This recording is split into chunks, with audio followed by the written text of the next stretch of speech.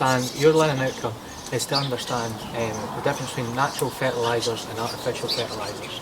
So what I'm going to do today is I'm going to show you me using I'm going to show you a selection of fertilisers. Some are natural, some are artificial, and I'm going to throw them in the garden here where I'm going to plant a pumpkin plant. So you're going to get to see how I start off my pumpkin plant in the soil.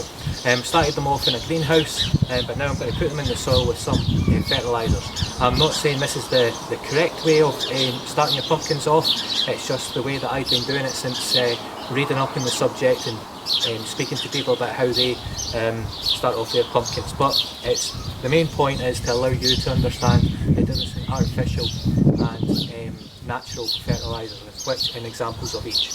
Okay, so here I have the rabbit manure from earlier on. That is a natural fertiliser, of course, because it comes from the rabbits. You can use any kind of manure that comes from vegetable eating animals. So you can use rabbits manure, hamster manure, horse manure, but you can't use anything which eats meat. So for example, you cannot use dog waste to fertilise your garden, because they eat meat, there is a very high chance that they could spread diseases, or so I'm told.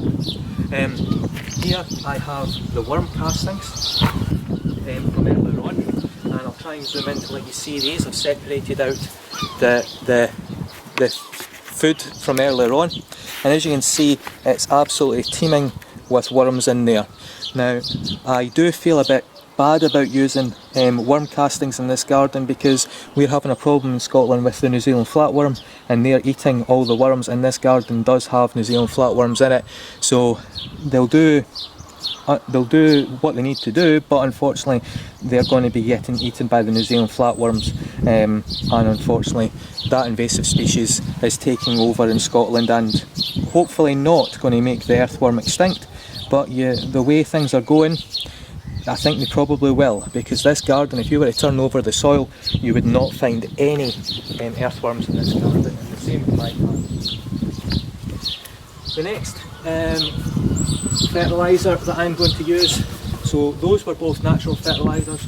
This one here is bone meal, and essentially this is, even though it comes in a box, this I believe is an organic natural fertiliser, because basically, according to what it says in the label, this is ground up bones, and it does actually tell you the nitrogen, the phosphorus and the potassium content, the NPK. So you have to know that N stands for nitrogen, P is for phosphorus, and K is for potassium. And artificial fertilisers and fertilisers has been tested actually state the NPK on the box.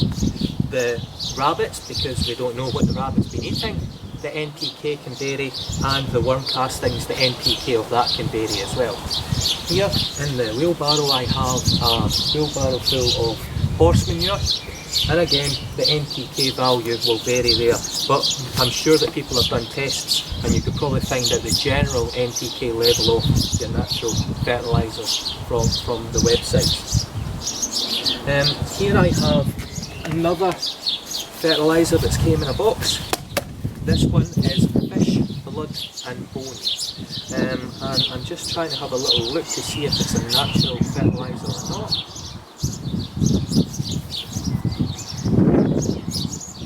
It says it's a natural organic feed, so therefore I would imagine what they've done is they've literally used fish, blood and the bone of animals, and they've ground it up into a powder which you can add to your soil.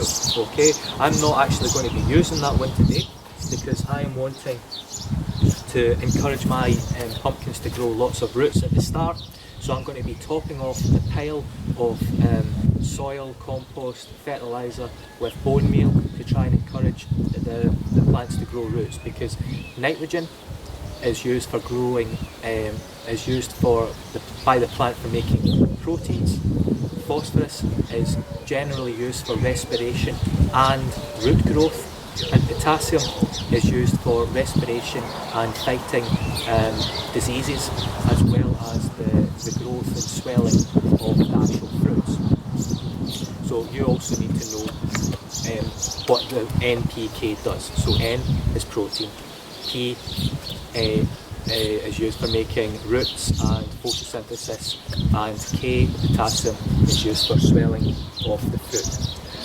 Talking about the swelling of fruit, later on when the pumpkins have actually grown their pumpkin, I'm going to be using this artificial fertiliser. This is Chempac 4. It's a high potash feed. Potash is an old-fashioned way of saying potassium, and this here has a N of 15, a P of, an N of 15, a P, a phosphorus of 15, and a potassium of 30. So this one is really potassium heavy and it allows the plants to swell. So that one would be an example of an artificial fertiliser. You may be interested to know that you can use banana tea as a natural fertiliser, and you can find out how to make banana tea if you're interested for your vegetables online. And here's another type of fertiliser. This is a Miracle Grow All Purpose. This is another example of an artificial fertiliser, and this one says that it's a 24 for nitrogen, 8 for phosphorus and 16 for potassium. So that's a 24, 8, 16 there. Okay, so I'm going to grow put these two pumpkin plants right here in this soil. So first of all I'm going to dig a hole so that I can put the horse manure in, the rabbit waste in, and the worm castings in, and then I'm going to top it off with the bone meal and plant my pumpkins on top of that.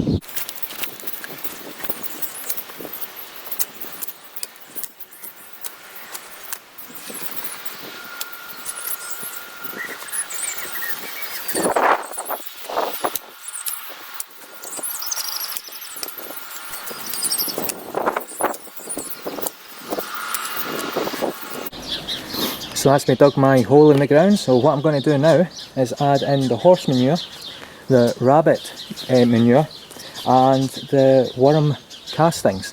And I forgot to mention earlier, but the worm castings, you can buy them from Worms Direct online, and believe it or not, 250 grams of worms is just now equal to £13, or 1 kilogram.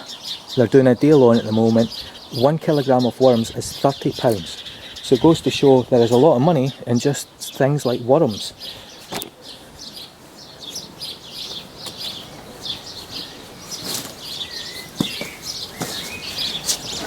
So let's get the worm, what am I saying? The horse manure in that hole.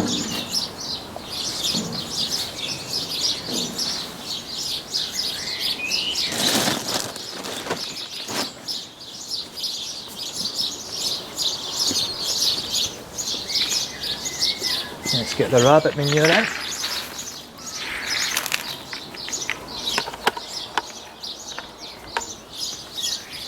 If I had enough horse manure, I would probably add it to the whole of the garden, but unfortunately I don't actually have a horse, and this was donated to me by someone very generously, and I'm using it this year for the first time, so this is honestly going to be an experiment to find out what's going to happen.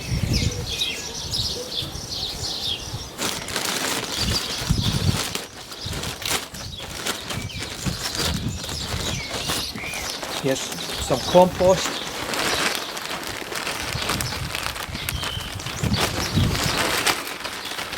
On top.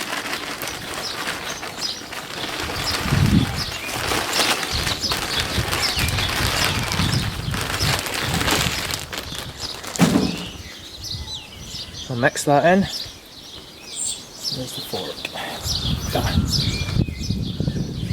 Now notice I've not added in the worm castings yet.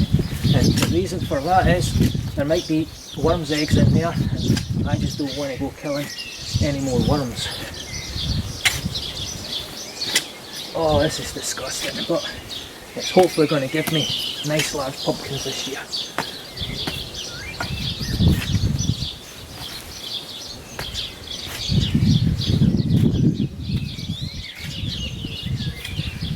Going to add a little bit more compost to that, I think.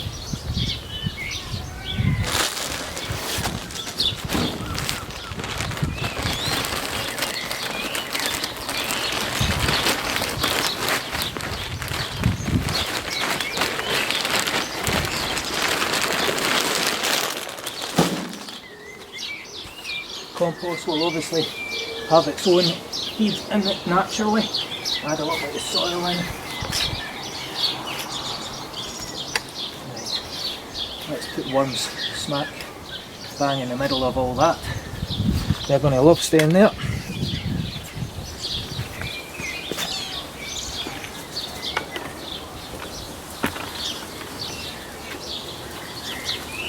Now those worms are actually a special mix of worms. There's tiger worms in there and earthworms as well.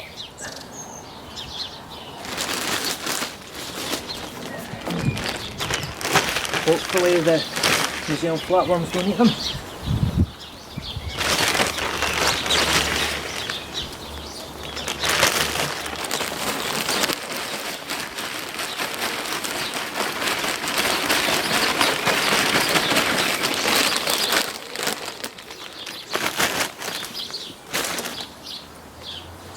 Right, let's see if I need to add any soil before my pumpkin goes in. I think we're about good there. I'm actually going to plant 2 pumpkins in here and kill the one that doesn't seem to be growing as healthy.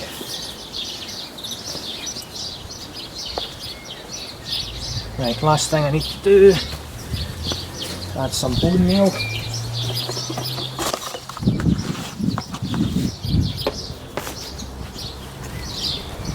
You never add bone meal to the top of your garden because the bones encourages dogs and they end up coming and digging into your plants.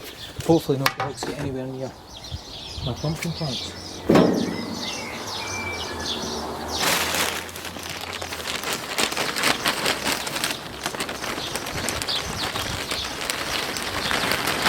So that bone meal is to encourage root growth. That's the whole point.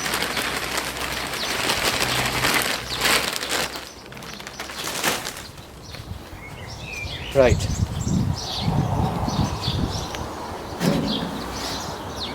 Now,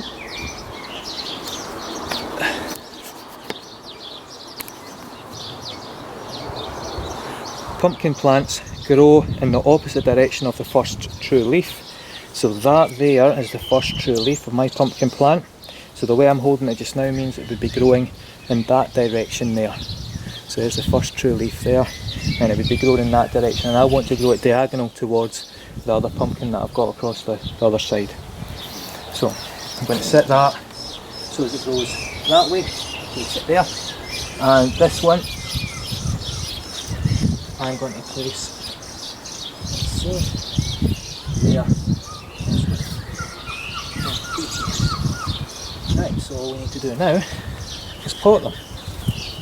Unpot them, so.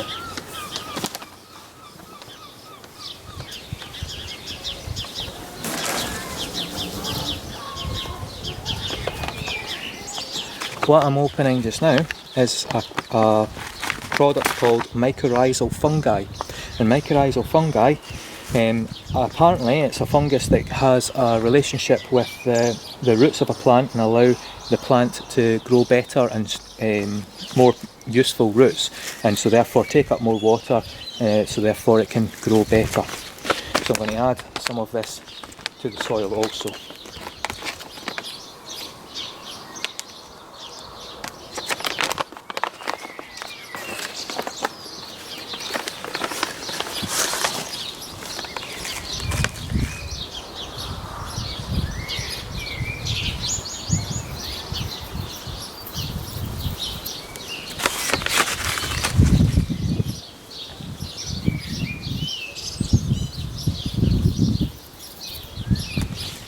What I like to do with this is I like to turn the plant out. In fact, you know what? I think that looks like the healthier plant, so I'm going to stick that one there so there's more growing space for it. And I'm going to set that one there. I don't like how that one's leaning over.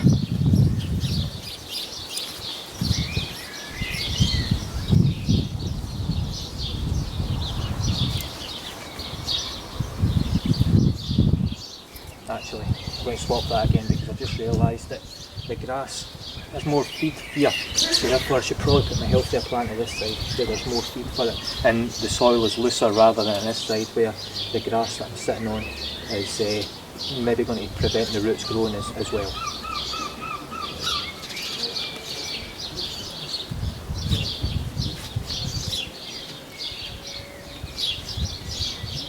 That's a surprise. Usually the roots are way down the bottom here, but they're not today. That's unusual. Maybe I'm a bit premature in planting this one. Now I'm peeling away at this compost just now because I'm wanting to expose some of the roots so I can get the mycorrhizal fungi in here.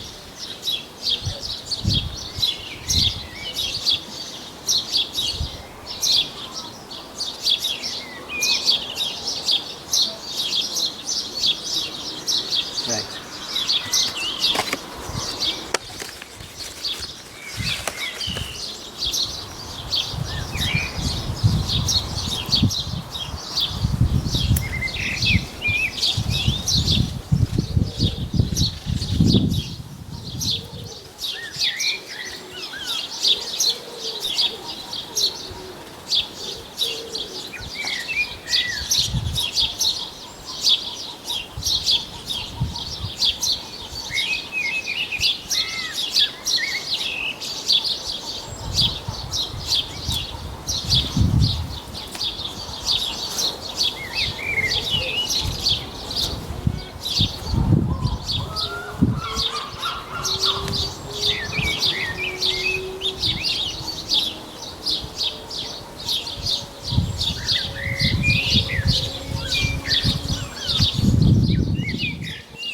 Right, last plant, where hopefully the roots are better than this one.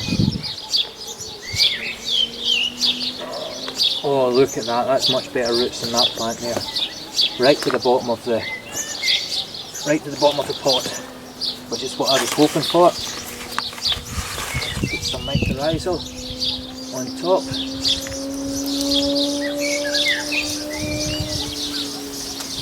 Maybe overkill, but here you go. I want this plant to take off. So I'll just finish these off. I'll maybe put a wee cane in that one, and I'm going to put a polytunnel on it just to keep the cold off them, because they're used to being in a greenhouse, and get them used to being outside. Well, I hope you found that useful today.